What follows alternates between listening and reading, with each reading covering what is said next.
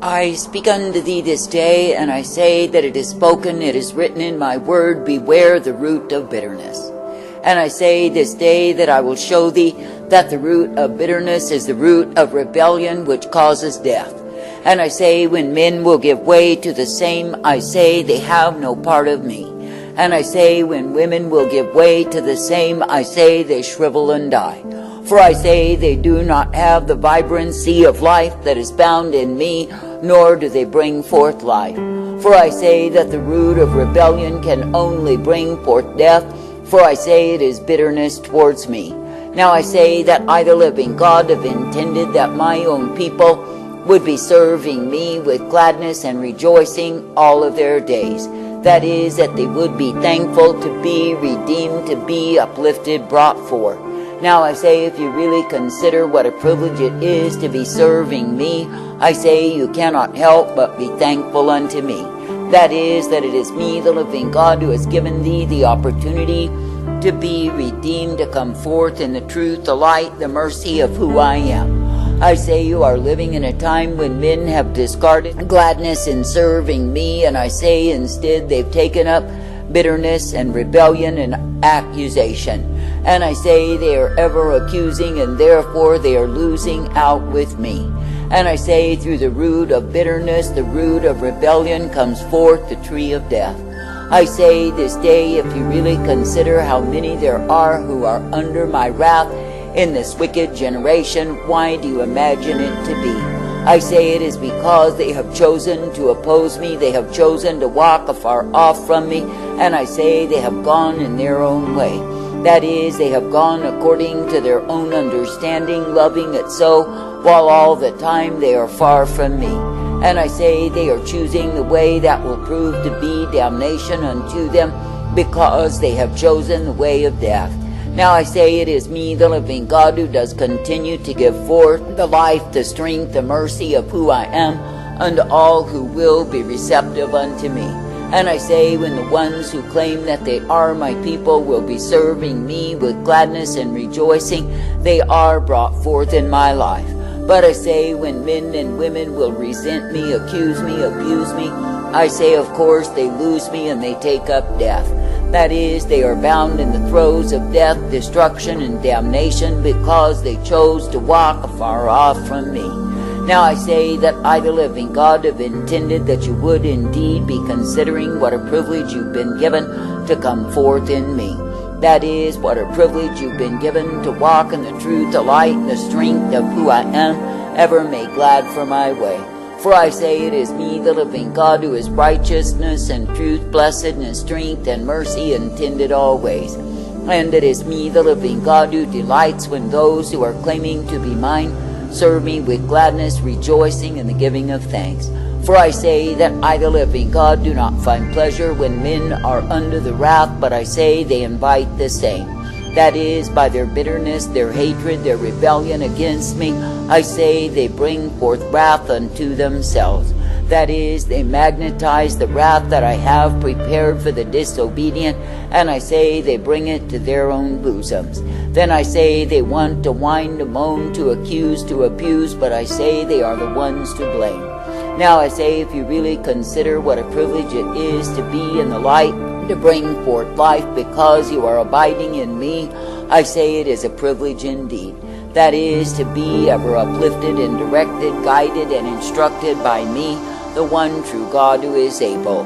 For I say that I'm able to uplift thee, direct thee, and bring thee forth, for yes, indeed you are mine. And I say that I'm able to give to thee the strength, the truth, the mercy, the light that is only to be found through me. Now I say, if you really consider what a privilege it is to be directed, corrected, and guided by me, I say that you will come forth rejoicing in me. That is, you will come forth ever thankful that I am the one who has purposed thee to live, to abide in my way. And I say that you will come forth ever thankful for the privilege to be ever strengthened in truth, as I, the living God, do guide thee in the same. For I say it is imperative that you will abide in serving me with gladness always. That is, if you desire to continue in life, then you must desire to serve me in the attitude of gratitude. Now I say that I, the living God, never called thee to walk in the way of the wretched, the way of the sinful, the ones who are far from me. But I say that I've called thee to be coming forth, uplifted, directed, and guided in truth and light, mercy and hope and peace day by day. I say that I've called thee to be made glad, ever thankful and appreciative of all that I do for thee. For I say it is me, the living God, who is the way of righteousness and truth, blessedness, strength, and hope always. Therefore I say, in a wayward, vile, corrupted, and evil generation, consider how much mercy I give unto thee. That is, it is me, the living God, who is ever present to give thee the abundance of mercy, the abundance of goodness, the abundance of life. And it is me, the living God, who is ever present to bring thee forth, that you can indeed be rejoicing in me. For I say it is me, the living God, who is the truth, the light, the strength, the mercy, and the peace provided for thee day by day. And I say, the more that you keep your focus, your vision steady upon me, the more that you are ever guided in my life. I say this day that I, the living God, do not call thee to walk afar off, but I say that I call thee to be ever near unto me. For I say that my own people are meant to be in union, communion with me day after day. That is, they are not meant to merely visit me for a small time, a little chat, then go their own way. But I say that my people are meant to dwell, to abide in the fullness of my spirit by constancy of communion with me. And I say, when my own people are doing so, I say, then the world does look upon them and know that they are mine. But I say, when the ones who are claiming that they are my people are estranged from me because they've gone a-whoring after the gods of the heathen, because they have sought to serve me in bitterness and hatred and rebellion, because they have not abandoned themselves unto me, then what does the world look upon and see? I say that it sees a nest of rebels who are no better than they, the worldlings, are. And I say they are turned off, turned aside, and all the more damned because my own people refuse to abide in the light. Oh yes, indeed, I, the living God, have intended that my own people would reflect the light, the glory, the strength of who I am, because they are ever plugged into me. That is, because they are ever partaking of the energy flow that I give forth unto the ones who abide in me. And I say, when the ones claiming to be my people will not do what it is that I desire and require, I say they do not shine forth my light at all.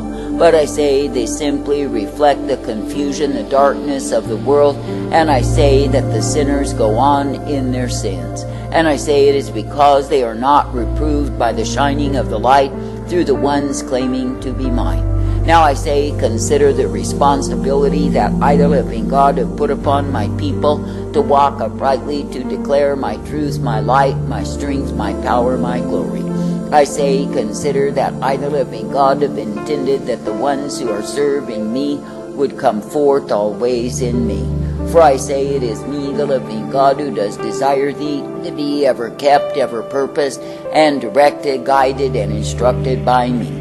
And it is me, the living God, who does ever desire thee to come forth, ever made glad in my way. I say this day, be glad that you can continue to love me, to serve me, to obey me, and come forth in my way. And I say, be ever thankful that I, the living God, am the one who does purpose thee, that you can be kept always. That is, as you continue to abide in the life, partake of the life, and be professing the life as you serve me with gladness, so shall life abound towards thee. For I say the difference between life and death is merely abiding in me. That is, in the spiritual dimension, if you desire to be alive, if you desire to bring forth life, if you desire to be ever purposed, I say, abide in me. And I say, the more that you abide in me and partake of my presence, the more that I, the living God, am pleased in thee. I say this day, count it a privilege to be ever guided, directed, and instructed. Count it a privilege to serve me in gladness day by day. I say, do not look at your service unto me as a drudgery, a chore, an obligation that you do not even want to fulfill. But I say instead, be ever thankful that I am the one that you can seek to please, obey, and follow after. I say, in a wayward, vile, corrupted, and evil generation, consider that I, the living God, do give thee the privilege to walk uprightly. I say that I give thee the privilege to be coming forth, to be directed in my life. And I say that I give to thee the truth and the light, the strength, the mercy, and the peace always. I say this day, be glad that I am the one who does indeed purpose thee, that you can be uplifted in me. And I say, be thankful that I am the one who does direct, correct, and guide thee forth. I say this day, be full of the joy, the power, the strength of my presence, and be serving always. That is, in the attitude of gratitude, because you have been given the privilege to be redeemed. I say, if you consider the endless multitudes who live and die upon this earth and perish in sin, I say you are privileged to serve me. That is, you are privileged to be uplifted, coming forth in the truth, the light, the mercy of who I am. I say this day that I, the living God, do not call thee to walk afar off, but I say that I call thee to be coming forth, ever abiding in me. That is, in constancy of communion, that is, divine union with me, thy Maker, thy God. For I say it is me, the living God, who gives unto my own the blessedness that comes of serving me.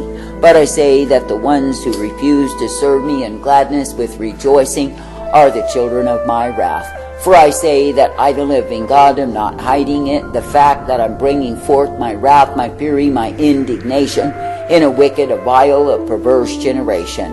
And I say there are multitudes of ways that I reveal my wrath upon the disobedient, the disgruntled, the ones who are full of rebellion towards me. For I say, when they take up the root of rebellion, rejecting the root that I desire in them, that is submission and acceptance of my way, what do? I say they turn from gladness to sadness of their own making, because they are bitter against me. Now I say it is me, the living God, who is righteousness and truth. It is me, the living God, who is mercy and hope and peace always. Therefore I say, do not abide in the habitations of the damned by putting yourself liable for the wrath. But I say instead, be willing to deny yourselves daily, take up the cross to follow after me, to come forth in the newness of life that I give thee, to be ever made glad in my way. For I say it is me, the living God, who has called thee to abide in the life, the strength, the truth, the mercy of who I am. It is me, the living God, who does purpose thee, that you can indeed be alive in me. That is, alive to the truth, the light, the strength that I offer, that I give to my own. For I say, through me, the living God, you will be directed, corrected, and shown that I am the one who is able unto thee. And I say that you will be given the purpose, the plan, the truth, and the mercy time and again. I say there is no end to the bountiful supply of life that I give to the ones who are abiding in me.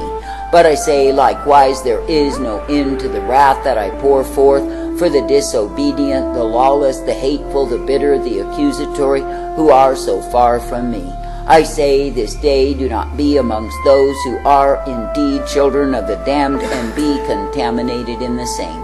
But I say, be separate unto me, thy Maker, thy God, be coming forth in me. For I say you are meant to be as light shining forth, full of my glory, to a sin-sick, a dying, a perishing world, that men may see the light, be drawn unto the light, and come unto me. I say this day, be thankful that you are given the privilege to serve me with gladness, with rejoicing always, that you do not need to partake of the root of bitterness, the root of rebellion that will damn your soul.